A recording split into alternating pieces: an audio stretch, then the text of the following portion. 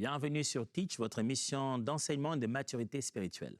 Toute cette semaine, nous sommes en train de parler de devenir très attentif à l'esprit d'Absalom. Je l'ai bien dit, il ne s'agit pas d'un esprit mauvais, pas d'un démon, mais d'un état d'esprit, d'un comportement, d'un trait de caractère que nous avons appelé séducteur narcissique. On a étudié comment des personnes deviennent comme ça, quelles sont les caractéristiques pour reconnaître ces mauvaises influences. Aujourd'hui, on va regarder ça à la maison. Oh oui, la maison, le foyer, la maison, là où nous tous, nous avons commencé notre vie. La maison, le point de départ où tout a commencé, le foyer, la famille. Vous savez, même le premier meurtre de l'histoire commence un frère qui tue son frère. Dans la maison naissent très facilement des séducteurs narcissiques qui commencent leur premier jeu de carrière dans ce cercle familial à la maison. Et si on pouvait commencer à les aider à partir de là déjà, à ne pas être comme ça. Mais c'est qui ces narcissiques dans la maison? Il ne s'agit pas de savoir qui condamner, mais il s'agit de voir en chacun quand ces mauvais états d'esprit se manifestent et l'étouffer au plus vite. J'irai avec 10 éléments. Le 10e sera comment justement se battre contre ça. Mais les 9 premiers, ça sera reconnaître ça dans chacun d'entre nous. Alors, let's teach. Grandissons ensemble.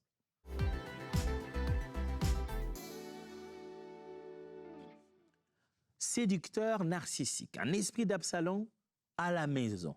Ça commence comment? Ça vient d'où? OK, vous voulez reconnaître ça? Regardez l'enfant blessé qui ne gère pas son enfance. Quand un enfant dans la famille est blessé et ne sait pas très bien gérer l'offense qu'il a subie, il est possible que vous ayez là un prochain Absalom qui va se créer aisément. Petit à petit, il se souviendra de sa sœur. Il se souviendra de l'offense qui a été commise. Il va se venger. Un enfant qui n'a pas bien digéré l'offense qui lui a été commise ou une correction qui lui a été donnée. On lui a fait mal, on a commis une erreur ou bien les autres ont se... Vous savez, quand on est à la maison, les enfants peuvent être vraiment mauvais. Les enfants peuvent être sadiques. Ils le font au nom de jouer ou de blaguer, soi-disant, mais peuvent vraiment offenser leurs frères et sœurs. N'allez pas juste vous énerver ou punir ceux qui ont commis le mal. Vérifiez que celui qui a été offensé est entré dans un chemin de guérison. Un seul jour ne suffit pas. Te voir punir les autres ne suffit pas. Des fois même ta façon de punir ne l'a pas convaincu.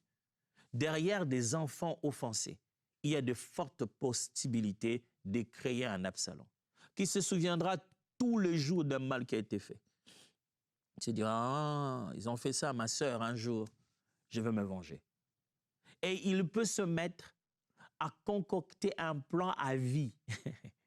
Il s'organise pour faire échouer aussi ses frères et ses sœurs, où qu'ils aillent, quoi qu'il se passe. Derrière un enfant offensé, il y a probabilité de créer un nouveau Absalom dans la maison. Hébreux 12, 15 dit, « Veillez à ce que personne ne se prive de la grâce de Dieu, à ce qu'aucune racine d'amertume poussant des rejetants ne produise du trouble et que plusieurs n'en soient infectés. » Racine d'amertume. Veillez. L'homme d'Hébreu insiste dans l'assemblée des saints, il dit, « Veillez à ce que l'amertume dans le cœur ne puisse pas commencer à pousser. Veillez, je vous en supplie. » Un enfant peut avoir l'impression que vous ne l'avez pas aimé. Un enfant peut avoir l'impression que pourquoi vous lui avez fait ça. Vous savez, quelquefois, c'est drôle, hein? Les enfants sont tels qu'ils commettent des erreurs, mais ils ne voient pas. Les jours où on veut les corriger, leur donner la leçon de leur erreur, c'est ces jours-là qu'ils considèrent que votre geste est offensant. Vous avez juste envie de lui dire, on t'a juste rendu la monnaie de ta pièce. Tu fais ça aux autres, on te le fait aussi. Mais c'est ce jour-là que lui qui, au départ, était le bourreau, va récupérer le pouvoir de la victimisation et se rend compte que, OK, vous m'avez fait ça, alors donc, c'est parti. Éphésiens 4, 26 à 27. Si vous vous mettez en colère, ne péchez point, que le soleil ne se couche pas sur votre colère et ne donnez pas accès au diable. C'est important de savoir, mes frères et sœurs, que quand vous laissez un enfant aller dormir avec la colère, vous donnez plus d'opportunités à Satan que vous n'en donnez à Dieu. Quand vous laissez des enfants aller dormir, remuer leur amertume, surtout à l'âge d'adolescent. Vous savez, plus jeunes ils sont, plus facile ils oublient. Mais quand ils commencent à devenir adolescents, ils commencent à faire leur plan de vie. Il y a des gens aujourd'hui, vous les voyez, dans des problèmes énormes. Mais vous essayez de revenir d'où ça vient. Ça vient de l'époque où on était adolescent, à l'école secondaire.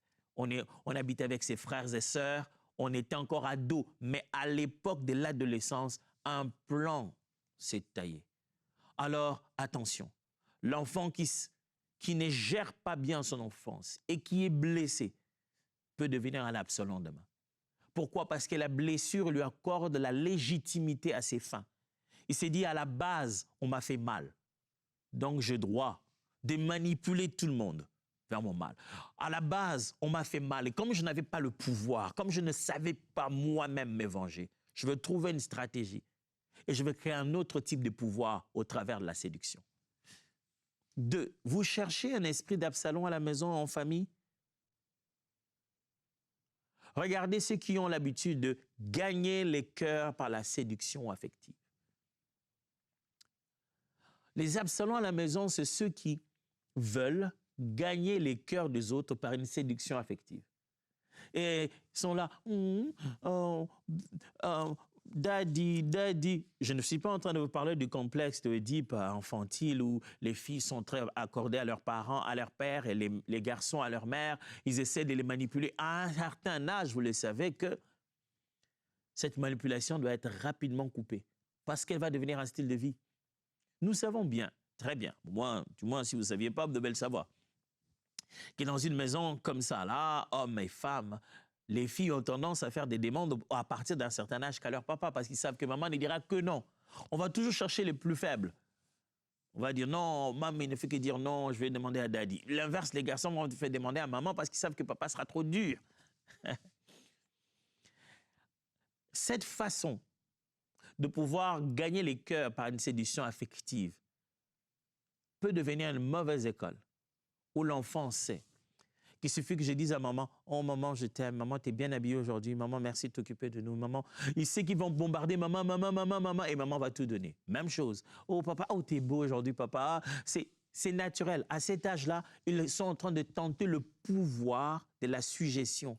Ils se rendent compte combien ils peuvent te suggérer une pensée, ils peuvent te séduire progressivement. Au début, c'est, comment je vais dire, c'est infantile, c'est innocent. Mais si ce n'est pas bien regardé, si ce n'est pas très bien limité, si les parents ne font pas un duo, si on ne trouve pas moyen de savoir comment limiter l'influence de cette séduction affective, vous êtes en train d'élever un potentiel Absalom. Il fera ça aussi à son chef au travail. Il fera ça aussi à son prof à l'école. Il fera ça aussi à toutes les personnes partout où il ira dans le monde. Chaque fois qu'il se retrouvera dans un milieu, il saura comment se frayer une place et prendre un pouvoir juste par les séductions affectives. Proverbe 26, verset 28 dit, « La langue fausse est ce qu'elle caresse. » Et plutôt, la langue fausse est ce qu'elle écrase. Et la bouche flatteuse prépare le ruine. La langue mensongère, elle te manipule, mais en réalité, elle te hait. Mais elle te caresse. Elle te caresse, c'est-à-dire les paroles qui caressent, mais en réalité, au fond, ce n'est pas par amour. Il veut juste être admiré afin de pouvoir avoir ce qu'il veut. Le corbeau et le renard, je me souviens de ça. Romains 16, verset 18. « Car ces gens-là ne servent point Christ, notre Seigneur, mais leur propre ventre. Et par des paroles douces et flatteuses, ils séduisent le cœur des simples. » Voilà des gens qui même usent de l'évangile pour séduire les cœurs des doux et des simples. Même dans une famille spirituelle, il y a des gens qui ont l'art de faire monter les degrés d'affection. Il devient très affectif, il utilise beaucoup les émotions, mais pour séduire. Il se fait sentir qu'il est tellement proche. Celui qui vient t'embrasser, mais tout cela, c'est la force de ta volonté qu'il veut diminuer sur lui. 3. Si vous voulez retrouver les traces d'un esprit d'Absalom à la maison, regardez bien là où on a tendance à critiquer l'autorité tout en restant honorable. Quand il commence à se faire dans la famille une aisance à critiquer l'autorité tout en restant honorable. C'est-à-dire, on essaye de jongler. On le critique, mais on le salue proprement. Ah, papa, oui, ça va. Mais ah, papa, les choses que papa fait. Quand ils sont en petite réunion, quand ils sont en train de parler, ils ne font que balancer des négativités. Mais quand le fameux papa arrive, tout le monde s'élève et donne l'impression qu'on les respecte. Le respect, ce n'est pas l'apparence que tu présentes vis-à-vis de la personne quand elle arrive. Le respect, c'est ta capacité à l'honorer à son absence. C'est ce qu'on appelle le respect. Et que la Bible appelle, par le mot respect, la Bible traduit l'idée de crainte et l'idée d'adoration. Quand nous disons que nous craignons Dieu, nous l'adorons, nous disons que nous le respectons parce que nous avons la même attitude sans l'avoir vu. Quand même il serait physiquement absent à un endroit, on a conscience de son autorité, où que l'on soit. Mais quand vous commencez à avoir des enfants qui n'ont conscience de l'autorité qu'à sa présence et qui commencent à cultiver une habitude à ne pas respecter l'autorité quand elle est absente et quand elle est présente, on donne des apparences d'honneur, vous êtes en train de cultiver à la maison un esprit d'Absalom. Si vous, mère, père, frère, oncle, cousin, vous laissez ces conversations continuer à augmenter, vous, grands frères, petits frères, vous qui êtes en plus chrétiens, vous laissez ces mauvaises conversations prendre encore de l'ampleur, vous êtes en train de nourrir un esprit d'Absalom à la maison. Exode 20, 12.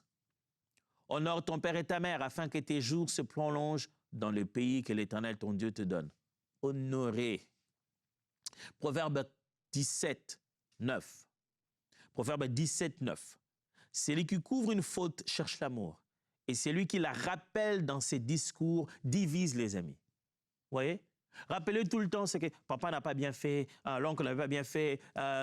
Quand on rappelle tout le temps au milieu des autres les erreurs d'une autorité, on va diviser les amis. Celui qui fait que rappeler les erreurs a pour but la division, rien d'autre que la division. Ce n'est pas parce qu'il veut rafraîchir votre mémoire, non, il veut vous diviser. Donc, quand on laisse grandir dans la maison un climat de critiquer l'autorité tout en restant honorable, on l'honore en public, mais on le critique en secret, on nourrit un esprit d'Absalom. 4. Lorsque vous voyez l'habitude de s'inviter dans une relation qui ne nous appartient pas, vous voyez ça dans quelqu'un à la maison, quelqu'un qui aime s'inviter dans les relations qui ne lui appartiennent pas, vous devez stopper cette mauvaise habitude très vite. Vous êtes en train de nourrir un esprit d'Absalom. C'est l'ami de son frère, mais après, sans que son frère n'ait servi de pont, petit à petit, il a l'art ou elle a l'art de rapidement récupérer les amis de ses frères. C'est-à-dire triangule les relations et les prend. Et c'est comme ça qu'il prend les relations. Quelqu'un a son frère, son ami, même des fois son fiancé. Il entre à la maison et puis elle ou lui commence à se faire beaucoup plus ami à une autre relation qui est venue à la maison, s'invitant dans les relations qui ne lui appartiennent pas. Éveillez l'attention de cet enfant sur la possibilité de commencer à développer un esprit d'Absalom. Commencer à trianguler les relations comme ça, il a besoin d'une monnaie d'échange pour pouvoir prendre une relation qui n'était pas la sienne et se faire aimer. Plus qu'on a aimé cette personne, son frère et sa sœur à la maison, il faut une monnaie d'échange. Cette monnaie d'échange n'est pas positive. Il faudrait qu'il ait montré qu'il vaut mieux que son frère, mieux que sa sœur qui était dans cette relation avant. Donc, il va devoir exposer son frère, sa sœur, son oncle, la personne de la maison. Il va devoir exposer ses erreurs comme monnaie d'échange afin qu'on puisse lui donner la place que l'autre avait.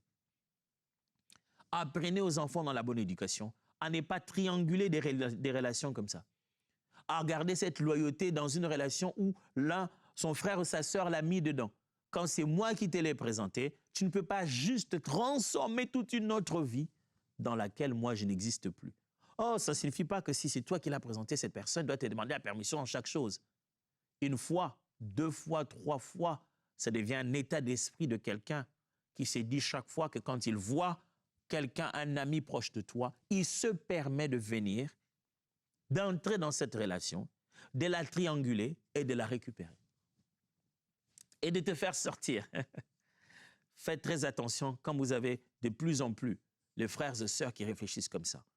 Matthieu 5, 9 dit, « Heureux ceux qui procurent la paix, car ils seront appelés fils de paix. » C'est ça, fils de paix. C'est ce qu'Absalom était censé être. C'est ce que d'ailleurs son nom disait. Son nom dit Père de paix. Père rempli de paix. L'idée de montrer que lui, il peut être un fils de paix. Mais quand tu cesses d'être fils de paix, tu deviens un Absalom. Romains 12, 18 dit, « S'il est possible, autant que cela dépend de vous, soyez en paix avec tous les hommes. » En paix avec tous les hommes. Ne viens pas trianguler une relation pour que là où il y avait une paix, tu puisses détruire pour qu'on soit en paix qu'avec toi. Quand tu commences à avoir un enfant qui est comme ça, vous avez vu cette personne entrer à la maison. Demain, vous voyez comment il récupère cette relation. Ce n'est pas seulement que la personne l'a appréciée, non. Vous voyez qu'il a l'habitude de récupérer les relations des autres, de trianguler au point de sortir celui qui était dans cette relation avant et le fait sortir avec une mauvaise image. Vous devez arrêter ça. 5. Quand vous voyez quelqu'un qui a les habitudes de collecter les confidences pour les utiliser plus tard, vous devez arrêter ça à la maison, très vite.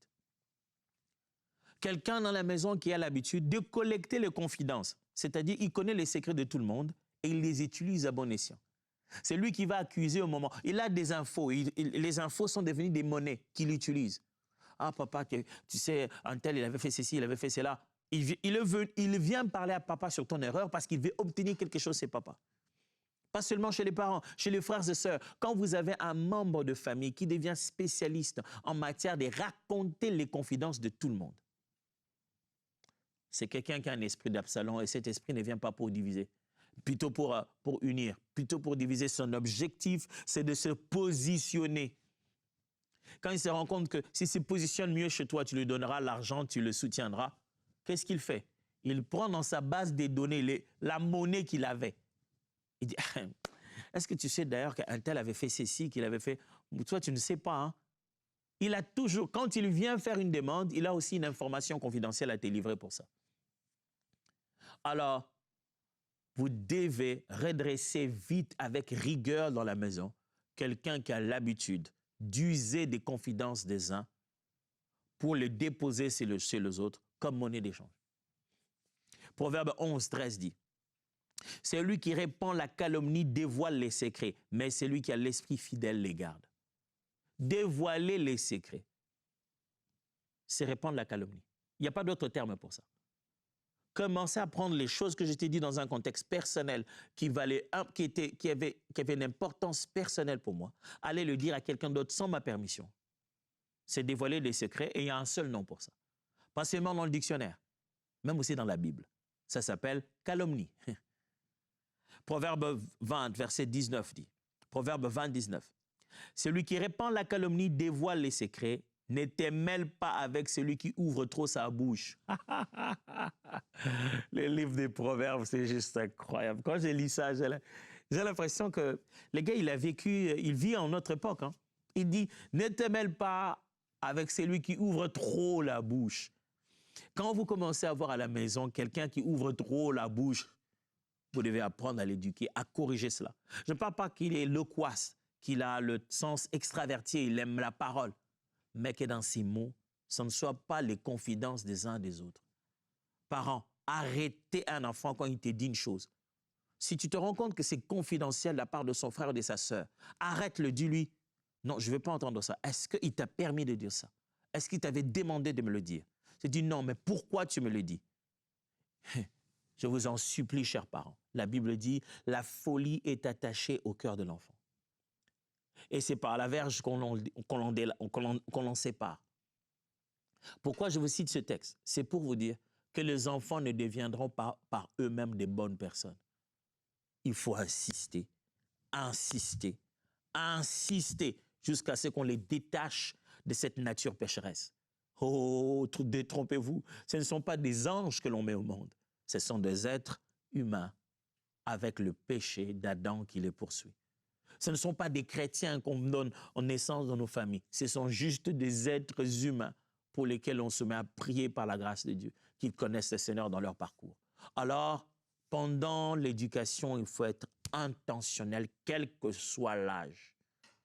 Et s'il y a une chose dont vous devez vraiment les éviter à vivre ça et à mettre ça dans leur tête, c'est un esprit d'Absalom. Ne permettez pas à vos enfants de collecter les confidences pour les utiliser plus tard comme des monnaies d'échange. 6. Jouer la victime pour légitimer sa prise de pouvoir. Il y a des membres de famille qui ont l'art de jouer la victime pour légitimer sa prise de pouvoir. C'est-à-dire, il dit, ah, c'est toujours comme ça. Moi, on ne me donne jamais. Moi, on ne me donne jamais. On donne à tout le monde, mais moi, on ne me donne jamais. Il a tout le temps besoin d'être le côté, je vais dire, la victime. Comme ça, tout le monde va dire, ah oui, donnez-lui. Donnez-lui alors aussi.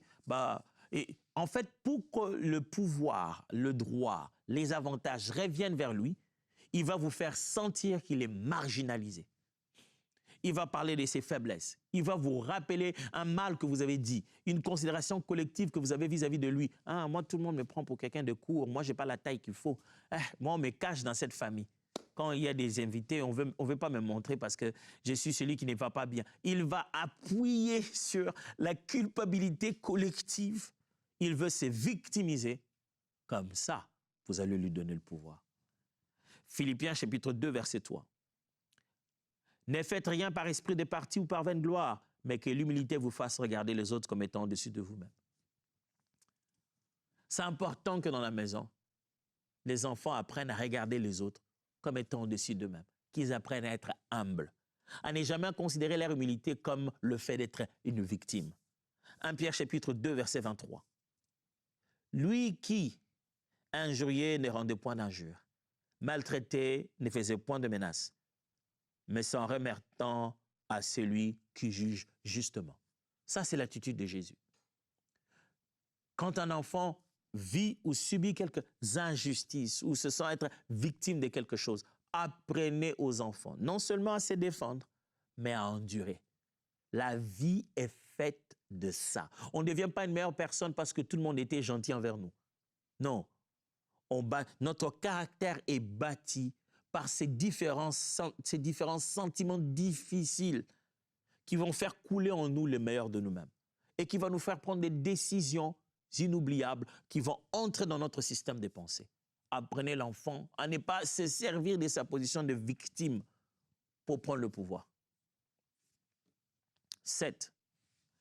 Créer des clans et des loyautés parallèles. Quand vous voyez un enfant, un parent, quelqu'un dans la famille qui a l'habitude de créer des petits clans et des loyautés parallèles. Il a fait son groupe. Non, mais il faut qu'on se mette ensemble. Il faut vraiment qu'on montre à maman qu'on n'est pas d'accord. Il a un esprit de syndic. Non, c'est pour rien. C'est juste qu'il a cette façon de réfléchir où il s'est dit, je dois influencer des gens, inbox, pour influencer le groupe de famille. Il crée des loyautés parallèles. Il dit aux gens, ah, mais moi, écoutez, si vous faites ça, si on vend cette maison, toi, tu auras ta part. En fait, il est en train de soudoyer des gens et de les prendre sous son autorité pour qu'il le propulse à mieux se positionner dans la famille. 1 Corinthiens chapitre 1, versets 10 à 11. Je vous exhorte, frères, par le nom de notre Seigneur Jésus-Christ, à tenir tous un même langage, à ne pas avoir des divisions parmi vous, mais être parfaitement unis dans un même esprit et dans un même sentiment, car, mes frères, j'ai appris à votre sujet, par les gens de Chloé, qu'il y a des disputes au milieu de vous. Paul parle aux Corinthiens et dit, on dirait que vous n'arrivez pas à vivre ensemble dans la même direction. Qu'est-ce qu'il y a? Pourquoi il y a des disputes parmi vous? Jude 19 dit, ce sont ceux qui provoquent des divisions, hommes sensuels n'ayant pas l'esprit. Il y a des provocateurs de divisions. N'ayez pas dans la maison de provocateurs de divisions. Il ne va pas appeler ça division. Hein. Il va juste dire non, mais comme lui n'était pas d'accord, j'ai demandé aux autres aussi que nous aussi, on n'allait pas être d'accord. Tu as créé un parti tout à toi. Tu as soulevé les gens contre l'autorité. Lui, parce que lui, il se croit être grand frère, donc il se croit tout permis. Ça, c'est un esprit d'Absalom. 8. Manipuler la spiritualité pour couvrir ses intentions. Quand on commence à voir quelqu'un qui manipule la spiritualité à la maison pour couvrir ses intentions, Ouh, c'est un esprit d'Absalom. Absalom fera ça. Il va chercher même les sacrificateurs, les prophètes. Il va pouvoir prendre des gens qui ont spirituellement l'autorité, la crédibilité dans la nation pour mieux le positionner. Jérémie 23, 25 à 26. J'ai entendu ce que disent les prophètes qui prophétisent le mensonge et non en mon nom, disant « j'ai eu un songe, j'ai eu un songe ». Jusqu'à quand ces prophètes veulent-ils prophétiser le mensonge, prophétiser la tromperie de leur cœur? Quand quelqu'un a un esprit d'Absalom, vous savez ce qu'il fait? Il va même inventer les prophéties s'il faut, pendant les heures de prière des familles. Il va même inventer, il va aller chercher un prophète qui parle son langage. 1 Jean 4, 1. Bien-aimés, n'ajoutez pas foi à tout esprit, mais éprouvez les esprits pour savoir s'ils sont de Dieu, car plusieurs faux prophètes sont venus dans le monde. Quand quelqu'un a un esprit d'Absalom, il va parler des songes, des ressentis. Non, moi je ne l'avais pas bien rêvé. Tout ça là, en réalité, il n'y a pas de Dieu dedans. Il veut simplement que vous voyez les choses comme lui les voit. Et il est prêt à user des arguments spirituels pour guider la famille dans une même direction. Quand vous voyez quelqu'un comme ça et vous discernez qu'il ne s'agit pas de Dieu, il faudrait le gronder très fort. Il ne doit pas utiliser Dieu pour ça. 9. Forcer la séparation plutôt que rechercher la restauration. Quand vous avez quelqu'un qui, pour lui, se séparer, ça a toujours été la meilleure solution. Ah, que chacun vive sa vie comme il veut à partir d'aujourd'hui, que personne ne m'appelle. Matthieu 18, 15 à 16. Si ton frère a péché, va et reprends-le entre toi et lui seul. S'il t'écoute, tu as gagné ton frère. Mais s'il ne t'écoute pas, prends avec toi un ou deux personnes, une plutôt ou deux personnes, afin que toute l'affaire se règle sur la déclaration de 2 ou 3 témoins. Ça, c'est la procédure de Jésus. On se voit, on en parle. Romains 12, 21. Ne te laisse pas vaincre par le mal, mais surmonte le mal par le bien. Quand vous trouvez dans la maison quelqu'un qui préfère qu'on se sépare, que chacun soit dans son coin, plutôt qu'on se pardonne pour rester ensemble, attention, vous pouvez être en train d'élever un esprit d'Absalom. Je promis qu'au 10e point, je vais vous donner comment désamorcer l'esprit d'Absalom à la maison. À vos carnets, rapidement. Comment désamorcer un esprit d'Absalom dans la maison? 1. Nommer les blessures. Si quelqu'un est blessé, il faut qu'on en parle. Comment tu te sens? Ah, je me sens trahi. Laissez les gens mettre les noms sur leurs blessures. Ne grondez pas juste, ah, toi aussi. Ils avaient déjà dit pardon. Ils peuvent avoir dit pardon, mais je sens quelque chose. Il faut que je n'ai même pas encore le mot sur ce que je sens. Aidez les enfants à mettre des noms. Aidez le conjoint, la conjointe à mettre des noms sur des ressentis. Nommez les blessures, sinon elles peuvent se transformer en quelque chose d'autre. 2. Rétablir les relations directes. Permettez aux gens de résoudre leurs problèmes entre eux. Parents, ne vous mettez pas au milieu des conflits entre les enfants. Poussez au maximum les gens à être directs dans leurs relations. Si vous laissez la triangulation se faire, vous laisserez un esprit d'Absalom grandir. C'est refuser les confidences toxiques. Oui, refuser cet esprit où quelqu'un a tendance à venir parler des confidences des uns et des autres. C'est toxique. Refusez et battez-vous contre ça à la maison. D. Réaffirmer l'autorité légitime. Toute autorité légitime dans la maison doit être réaffirmée et encouragée par les parents. Le grand frère est grand frère. La grande sœur est grande sœur. Le petit frère est petit frère. La petite sœur est petite sœur. Papa et papa. Maman et maman. Même si c'est ma belle-mère, c'est la belle-mère. Même si c'est mon beau-père, c'est mon beau-père. Les autorités, la hiérarchie familiale doit être respectée. Ne laissez pas un petit frère commencer à devenir le grand frère de la famille parce qu'il sait comment exposer les secrets toxiques de son frère et se faire un pouvoir. Et enfin, choisir la voie de la croix, pas du coup d'État. Aider les gens dans la famille à choisir la voie du brisement. Et que les relations reviennent même avec tellement de douleur. C'est ce que j'appelle ici la voie de la croix. La restauration de relations même à un prix ultime. Mais jamais se retrouver en position de « lui, il ne veut pas, alors moi, je prends sa place ». Choisissez la croix et non pas le coup d'État. Est-ce que ça a aidé votre famille? Je l'espère. Alors, qu'est-ce que vous attendez? commencer dès aujourd'hui à mettre ça en place. Il ne suffit pas d'en parler, il faut le mettre en place de manière rigoureuse. Quant à moi, je vous vois demain. Dieu vous bénisse.